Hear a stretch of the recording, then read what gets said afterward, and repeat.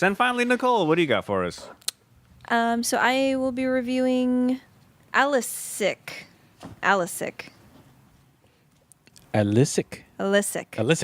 It's already off to a bad start, guys. Just push through, baby. Just push through. Just push through. So this was one. So first, it's written by Hubertus Rufledt.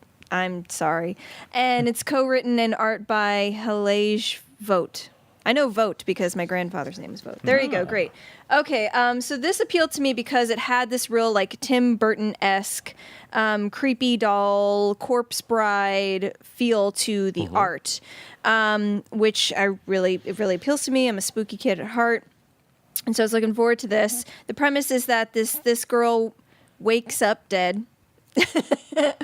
In a graveyard, as one does. She's a ghost, and she is trapped in a purgatory state with a bunch of other people who have been there for seemingly a very long time.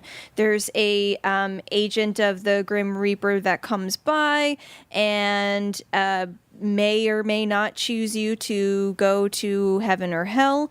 Generally speaking, these people have been trapped here for a while, so they're stuck in purgatory until further notice. Meanwhile, you don't know what happened to the girl. She's just kind of wandering through this. She doesn't know how she died. And you get some backstory on some of the other characters. And then, of course, there's some boy traveling through the graveyard, and he's so dreamy, and he's blind, but he can hear dead people. So, because that's apparently how that works. And they start to sort of form a relationship.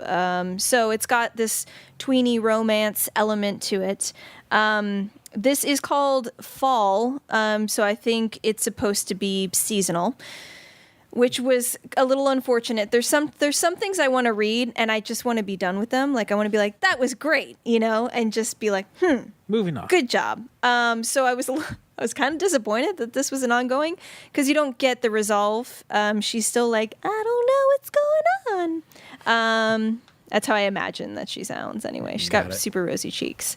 So I was overall a little disappointed with this book. The pacing was a little all over the place. You get some of her story, then we're jumping over here, and we're talking about this woman who had two guys that loved her, and then they died, and then she was sad. And so, I think if I was like 12 and like a scene kid and was just like, I wish I could love somebody one day, then I would probably be all about this book. I think it's good for the spooky tweens, which is good because I usually have spooky kids books. Now I have spooky tween books. It's just not for me, even though I love things at 35 years old that are for 5-year-olds.